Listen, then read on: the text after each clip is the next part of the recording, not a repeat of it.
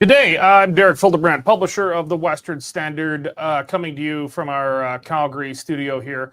I'm joined by Western Standard opinion editor Nigel Hannaford, and we have a special guest joining us today, Calgary Nose Hill Conservative MP Michelle Rempel Garner. Welcome both. Hi. Great to be here. What a day. This is an extraordinary episode. I'm thinking we'll just call, maybe it's a whole new show. We'll just call it CLUSTERF K with the Western Standard. This episode's not going up on the Wild TV network, so we can be a little more salty with the language today. But we'll try to keep it mostly PG-13. So I think you get one F-bomb in PG-13 movies. But I think the title of today's show sums it up well because, well, here's my second F-bomb. It is an absolute clusterfuck in Ottawa today. Liberal Prime Minister Justin Trudeau announcing his resignation. That does not mean he is resigned. It does not mean he is no longer Prime Minister. It does not mean he is no longer Liberal leader, but Justin Trudeau announcing that he will be stepping down. He is proroguing Parliament. Some of you might recall back in 2009, Justin Trudeau said it was dictatorial and authoritarian of Stephen Harper to prorogue, or that is suspend Parliament temporarily. So it was Hitler when Trudeau did it. When Harper did it. When Trudeau does it, it's just ensuring we have a smooth transition of power. But Justin Trudeau will be stepping down. Parliament is prorogued or suspended until March 24th.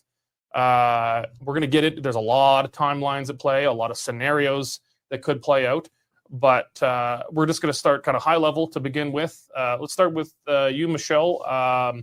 Your first thoughts at the announcement today that Justin Trudeau will be resigning. Well, after 9 years of inflicting ruination upon Canada in virtually every area, crime, immigration, inflation, debt, every area of the country is broken. His parting gift today was more chaos. So what Justin Trudeau should have done today, given where he took us, was to take us to a federal election. Canadians should have had the opportunity to select the next prime minister or to give a government a new mandate. But instead, Derek, I'm not even sure who's in charge of the country right now, because you're absolutely right. This is a cluster fudgicle. So what he's done is he has triggered a Liberal leadership race. That doesn't mean we're in an election. And it's not entirely clear if, as he has expressed in a desire to do, he's going to be allowed to stay on as Liberal Prime Minister while Liberal insiders select the next Prime Minister of Canada. We could be in a situation where Liberal insiders actually select the next two Prime Ministers. And as you mentioned, Parliament's prorogued, which means as the incoming American administration threatened 25% tariffs on our country, Parliament is going to be shuttered. So yeah, I think your title of the show is pretty apt. Nigel, kind of high level first thoughts? I can't get away from the recollection that Canadians voted for this man in 2015, 2019, and 2021. What took so long for the penny to drop that this was a bad choice? And I fear that some of the same people who voted for him even in 2021, I mean, there were nearly 5 million people who did so, will somehow find it in their hearts to vote for a Liberal Prime Minister again, just in the belief that this time it'll be different. It's not different. The whole party needs to burn. Yeah. What strikes me here is I did some math in the column I just published minutes ago.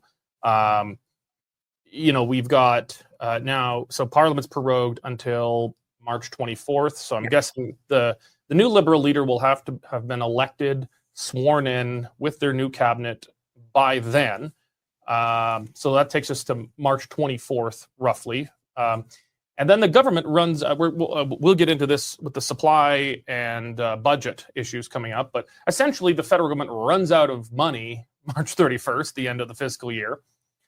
Which means you have to have this is a new parliament, essentially, because it's been prorogued. So you have to have a speech from the throne, which takes a lot of time. And then you have to have a budget, two huge confidence votes, essentially the two biggest confidence votes on any parliamentary calendar, in 7 days. The speech from the throne could take more than 7 days alone. The budget normally takes weeks, at least, to go through. And so there's no time there. So, but let's say that the new Prime Minister Carney or Prime Minister Freeland come in March 24th, and they were immediately defeated the first day on a confidence vote, which would be the appropriate thing to happen from both a parliamentary procedure standpoint and constitutional standpoint, and just politically what's needed for the country. If they're defeated on March 24th, then we're looking 5 weeks out from there. That takes us to May 5th-ish, and then another 2 weeks to swear in the new Conservative government, another 2 weeks. We're looking at 160 days before Canada even has a functioning government, all while Donald Trump has said he's going to impose crushing 25% tariffs on Canada. There is not a worse time this could happen.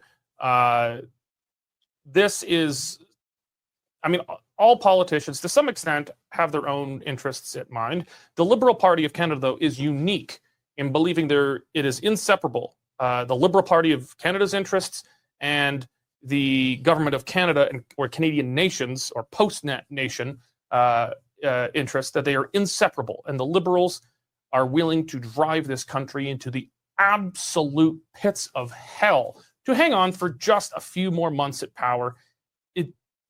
It beggars belief that we're even on paper considered a first world functioning democracy at this point. Let's start with some of the timelines and scenarios here. So in my column, I'm operating on the very unsure premise that the Liberals would get defeated as soon as they come back March 24th to the newly constituted Parliament after prorogation and a new Liberal leader and Prime Minister is selected.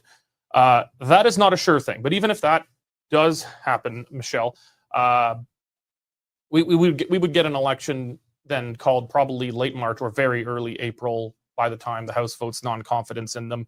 That is probably, at this point, the sunniest scenario at this point, that we only deal with half a year of a non-functional, almost illegitimate government at this point. Where do you think we're going? I don't think we're going to have an election in March for several reasons. So there's a lot of people assuming that, and like this is a reasonable assumption, that Jagmeet Singh would finally vote non-confidence after all of this at the end of March, like defeat the government on a throne speech, essentially. But there's a lot of evidence to the contrary on that. First of all, senior members of the NDP, Charlie Angus, for example, came out last week and said that he wouldn't vote non-confidence in the Liberal government under any circumstance. So this is a recent statement. There's also past history. The NDP have said that they would rip up their supply and confidence agreement, and then they voted confidence in the government multiple times. But here's the real kicker. The NDP, they're never going to form government. They don't act like a party that's going to form government. And frankly, I don't think they want to form government.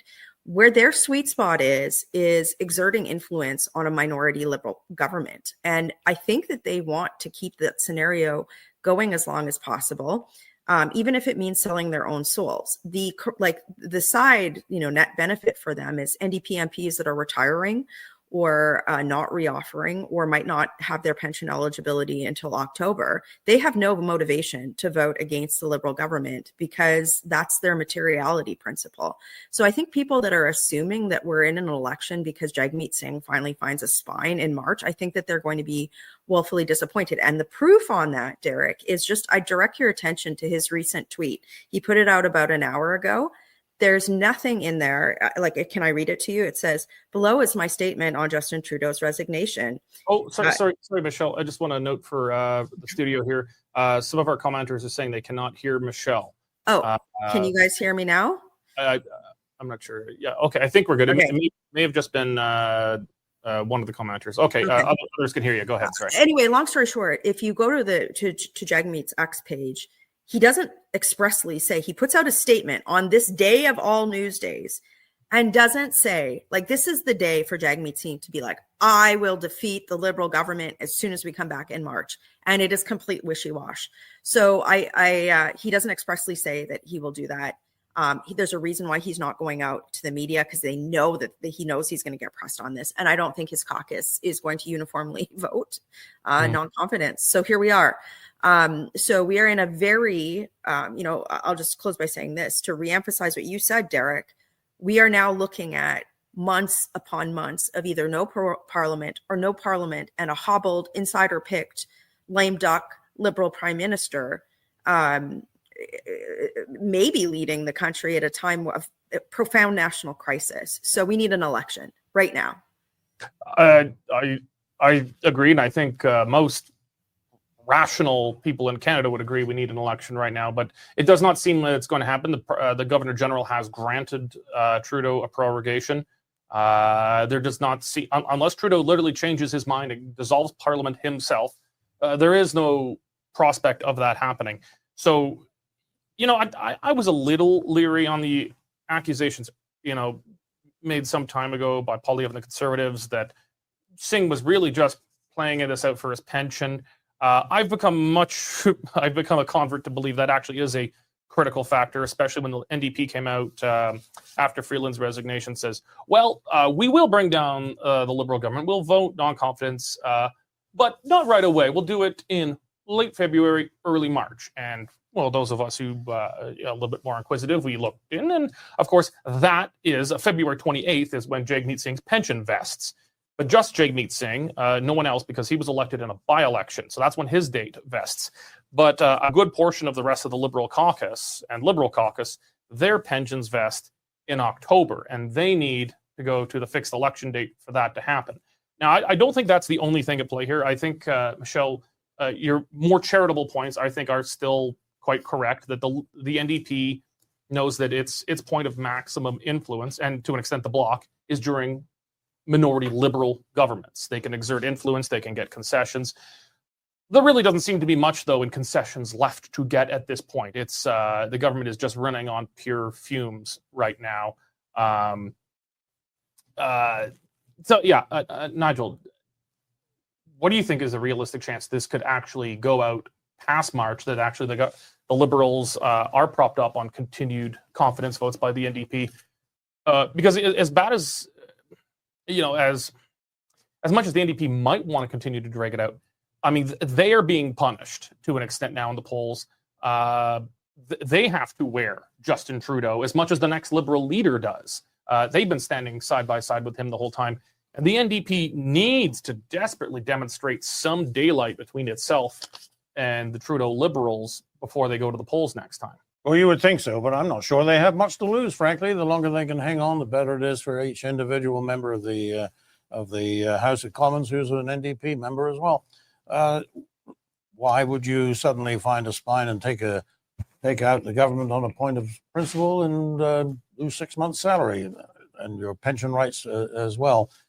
I mean, I think we talk a lot about the pension rights. I'm not sure everybody is quite as driven by that consideration as we believe them to be, but, we're dealing with some shallow people and you don't need too many to alter the equation on this. But I would like to ask Michelle her opinion on a point of view expressed by her former colleague Jay Hill in these pages, probably about 6 months ago, when he reminded us that the election date is fixed by a vote in Parliament and can be unfixed by a vote in Parliament, and in fact nearly was, for reasons that are related to pensions, we believe. But constitutionally, this government could go for another year. 5 years is I think at 5 years you get the convoy back, but do you see any possibility that they would try and get rid of a fixed election date and allow themselves to stagger on this basis?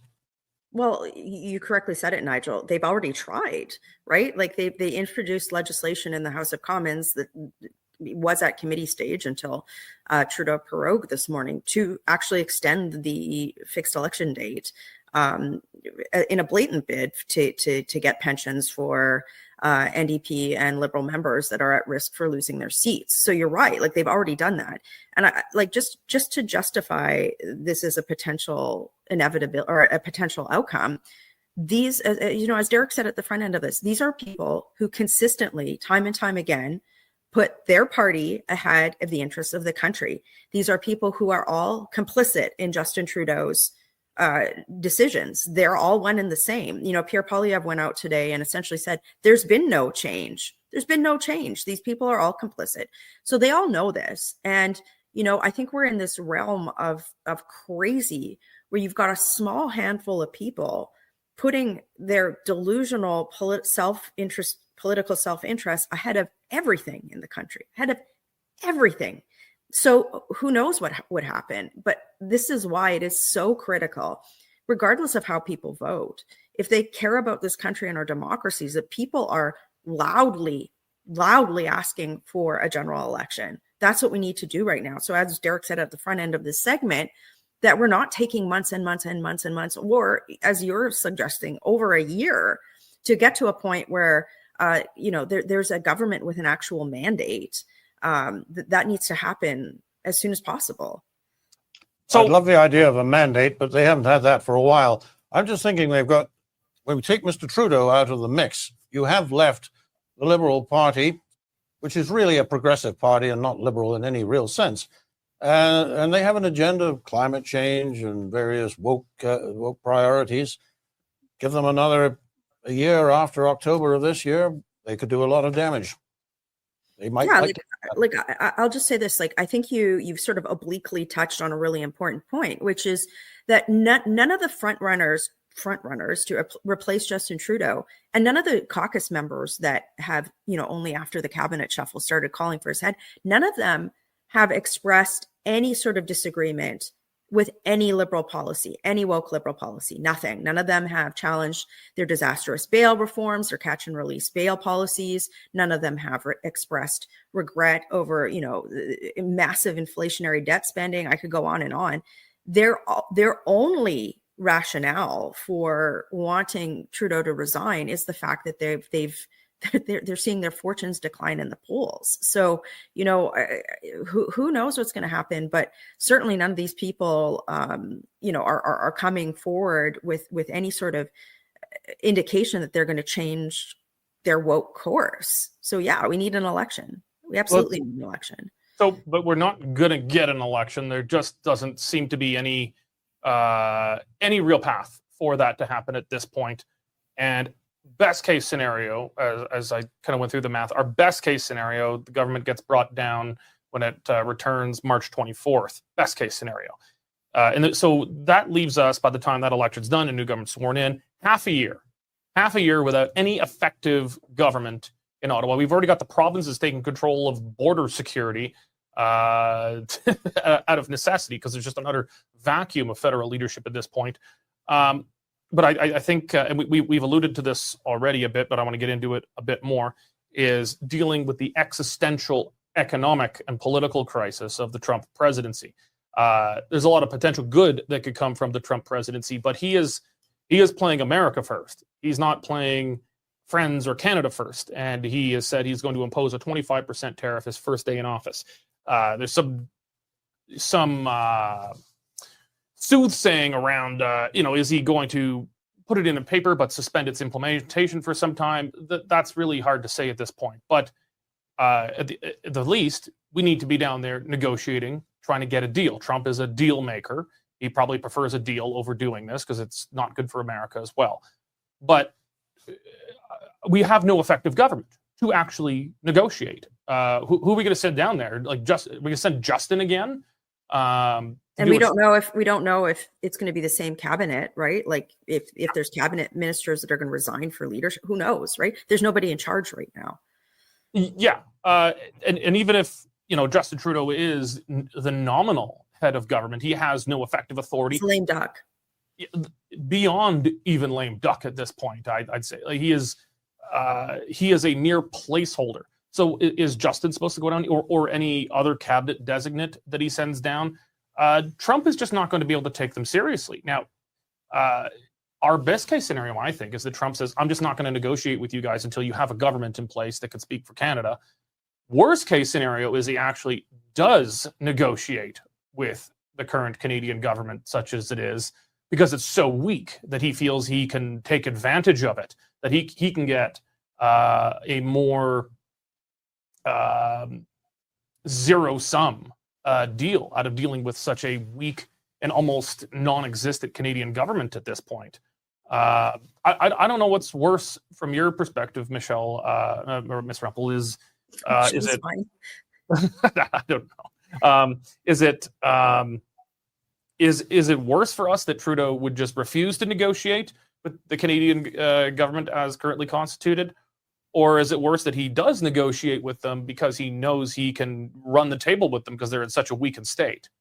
Or third, that the Canadian government, and this is a very real possibility, I think, is that the Liberals and the Liberal leadership contenders, for the political reasons of winning the Liberal leadership, and Justin Trudeau for burnishing his reputation, because he doesn't have to live the consequences of anything anymore, that they go hard anti-Trump, hard anti-American, play that kind of liberal reflex, that has a long history of the Liberal Party, and maybe even in Canada, for votes, that they go anti-American. They're willing to put Canada in a very, very bad place to be punished by Trump because it might play well politically to be anti-American and anti-Trump.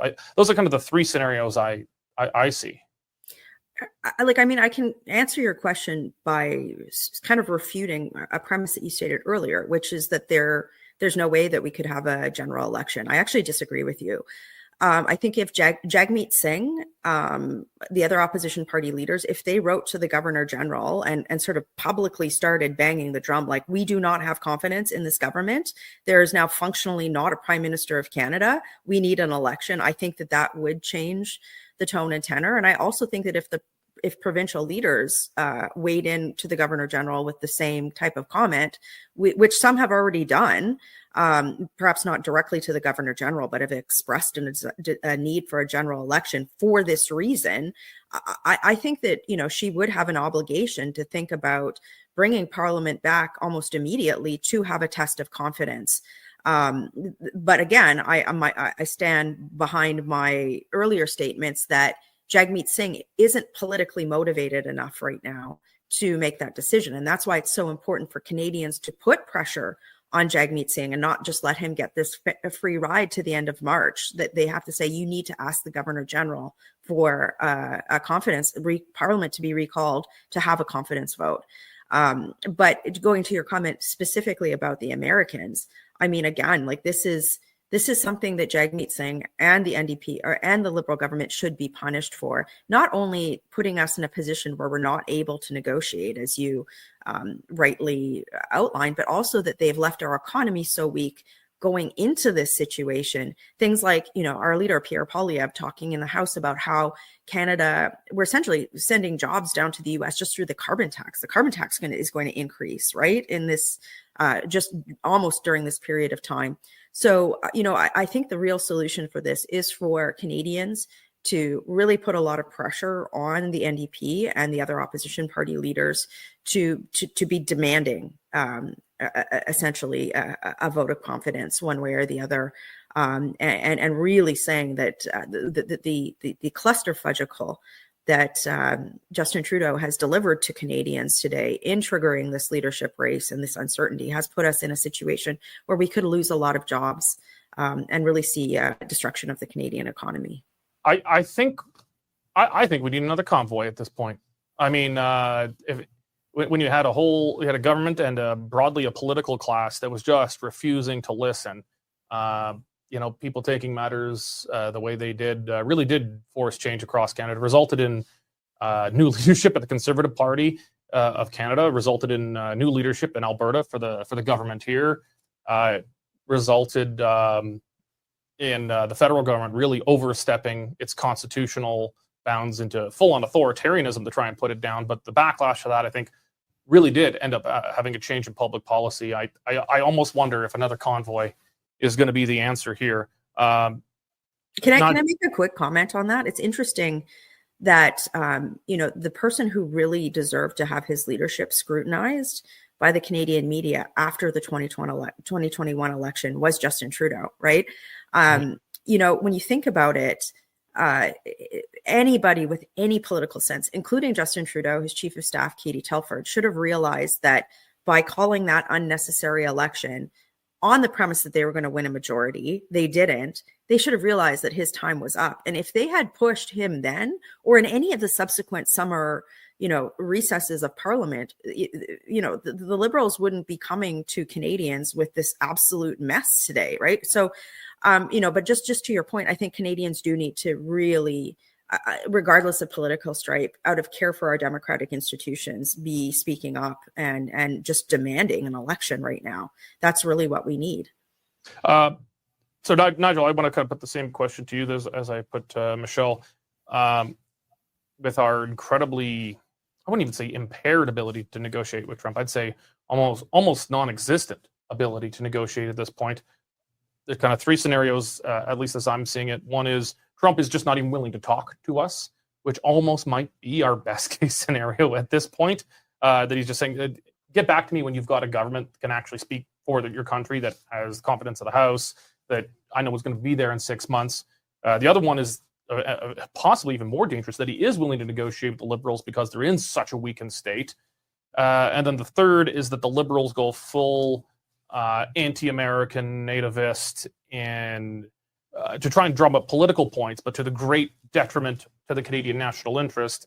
A bunch of anti-American. You mean that they would suddenly discover that we're not a post-national state after all? Yes, that there's a Canadian national identity in it, and it's worth defending. All of a sudden, that Canada isn't this genocidal, monstrous state. But they take the anti-American and anti-Trump route because it might play well domestically, but utterly devastate our national interest. Which of those? Maybe you want. Those are the three scenarios as I see it. Well, let's kick these things around. I mean, I have been making the point consistently since Mr.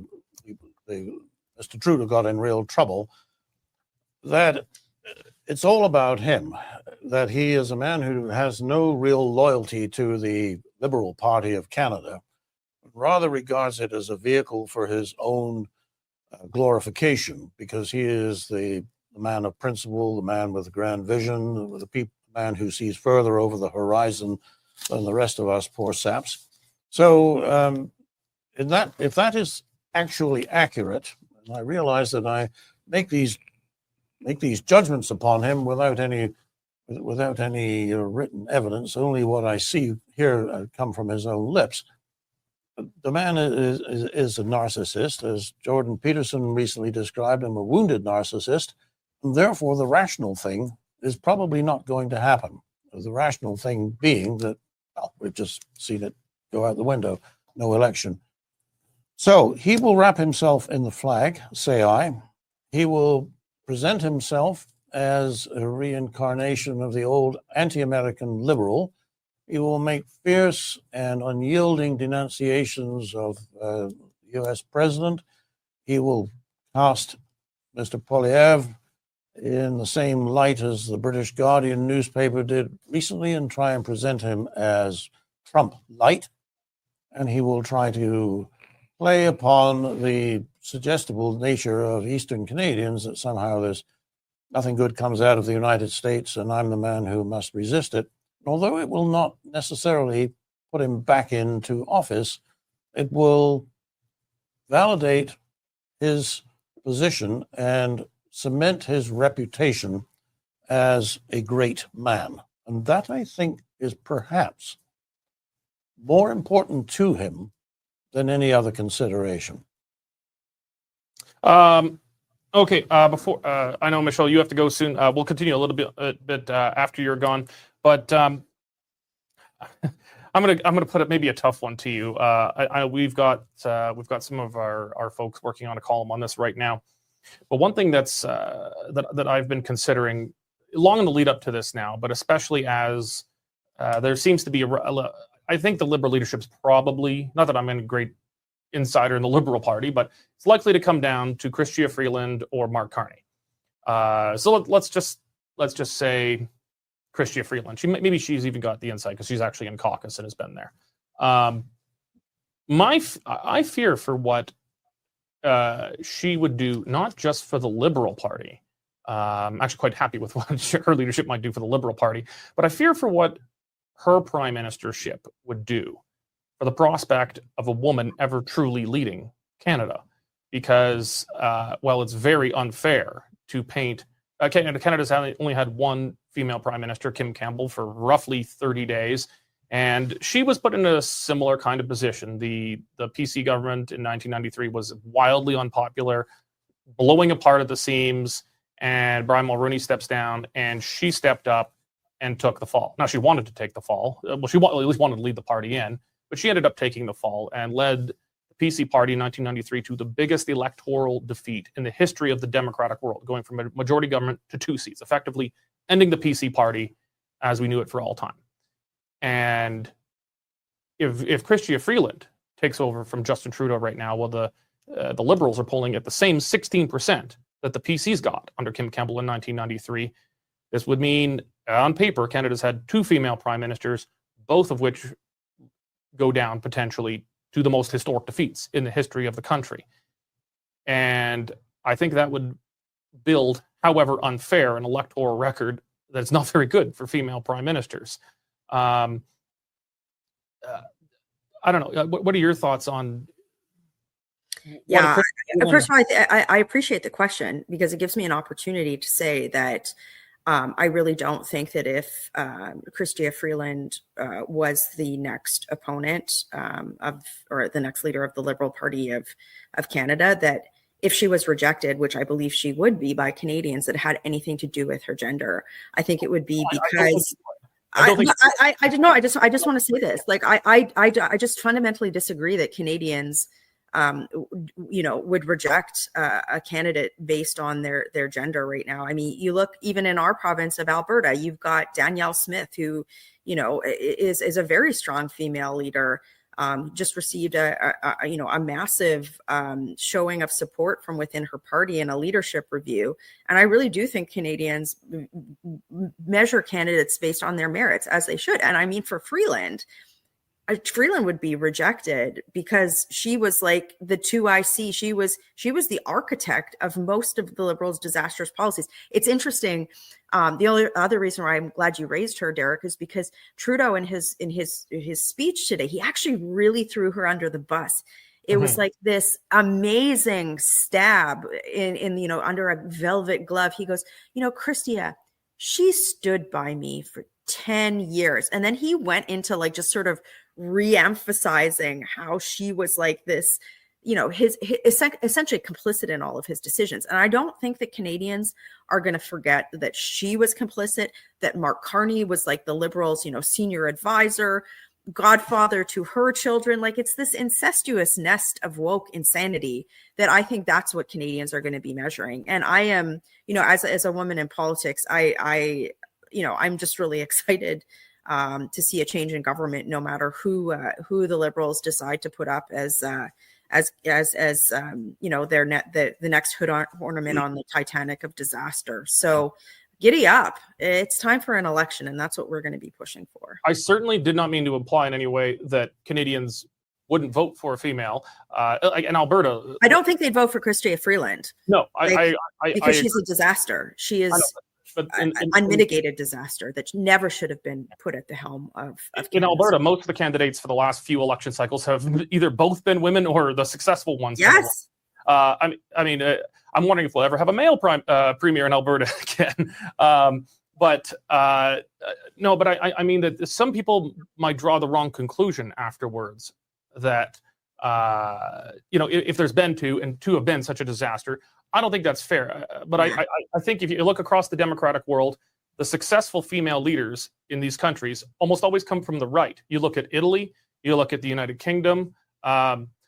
Merkel, I hate to use because she became left, but she was when she first came, she was at least viewed as center right. Yeah, like, look, Trudeau is a fake feminist of like the archpriest of fake feminism.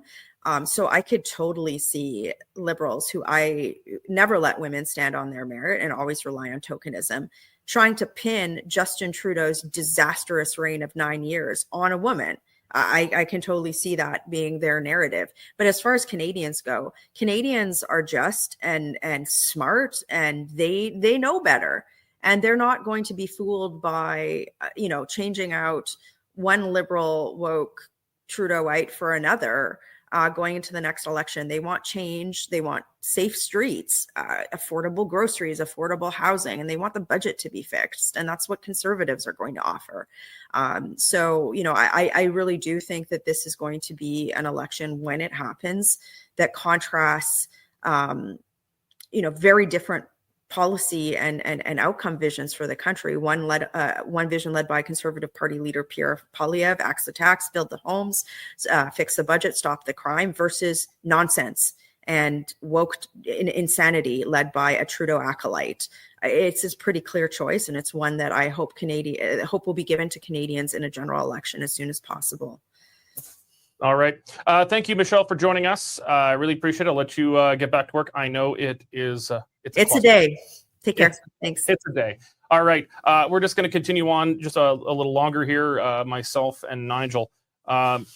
Nigel, let's talk about, I mean, the next Liberal leader is likely Carney or Freeland. We don't know for sure.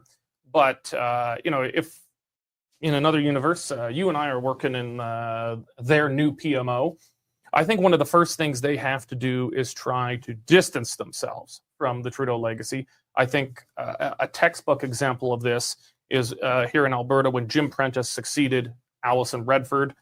She was wildly unpopular when she left office.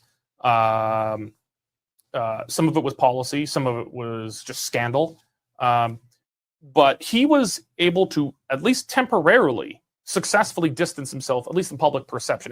It was all the same people around him as were around Alison Redford. It was the same crew. It was the same government, effectively. But much to my frustration and consternation at the time, he was able to make a few very symbolic moves that said, I am not Alison Redford. I'm Jim Prentice. This is a different government. And it wasn't. But the public, for a time in the polls, very much did buy that. It was undone later on after he had the floor crossing and then a series of other debacles under Jim Prentice's own making.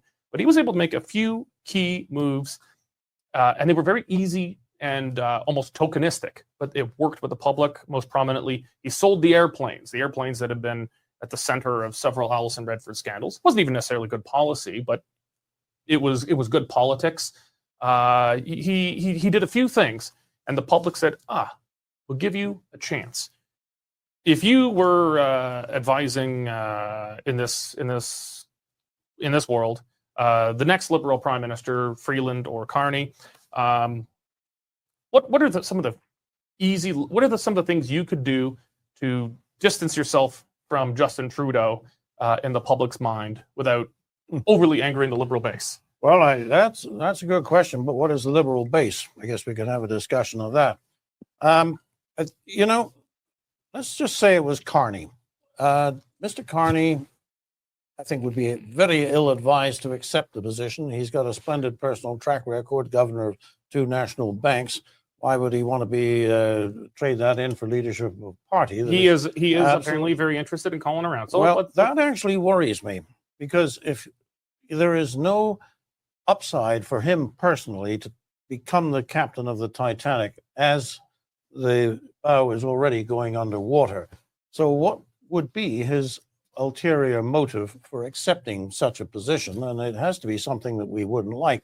So I'm actually challenging the premises of the question that they might even try to distance themselves from the legacy of Mr. Trudeau. Well, that's another strategy is embrace it and say, say, listen, Mr. Trudeau, alas, we never understood him, but he was right on climate change. He was right on so many other things, and especially upon reconciliation and EDI. But let's say the new leader wants to distance himself. What are some of the things you think they could do?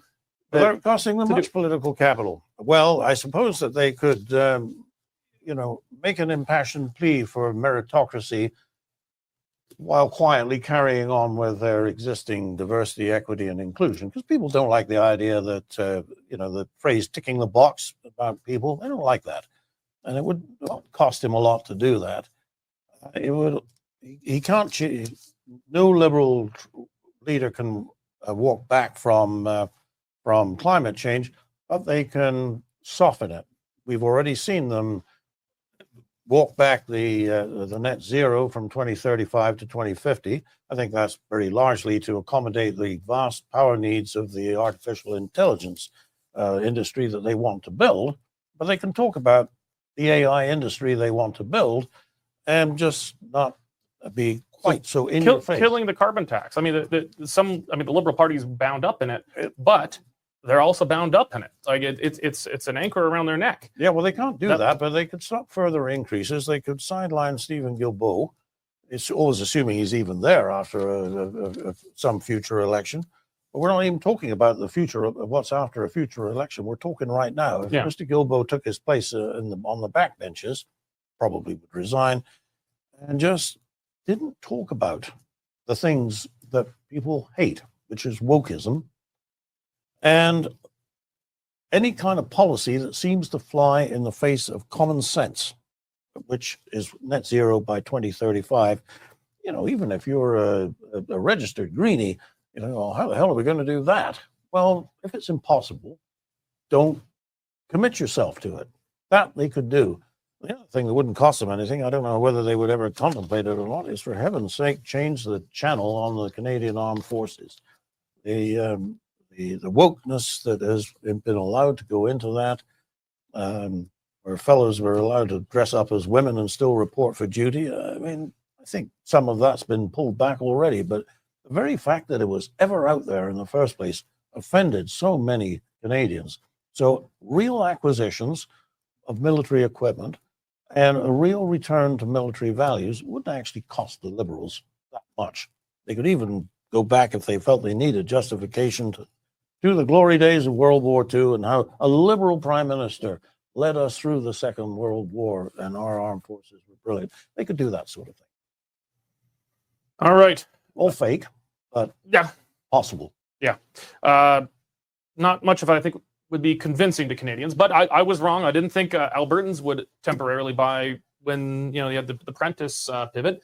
And for a few months, Albertans did buy it. In the end, they didn't, because it was seen to be insincere in the end. But it could buy them a little time. All right.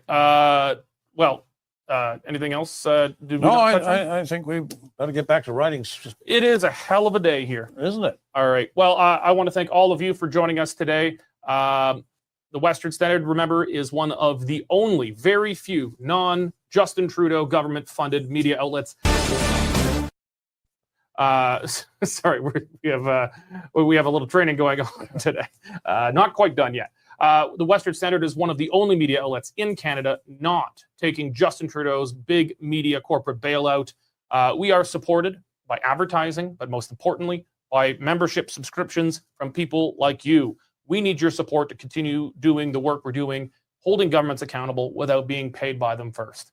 Go to westernstandard.news right now. Click on subscribe. It's only $10 a month or $100 a year for unlimited access to all Western Standard content. We have got the only actual real physical non-CBC newsroom west of Toronto in Canada right now. And boy, I tell you right now, it is busy. I can see it through the glass window just over here. Our people are working full steam, giving you the very best and breaking news in political developments that are happening today. So we hope we can count on your continued support. Thank you very much for joining us. God bless.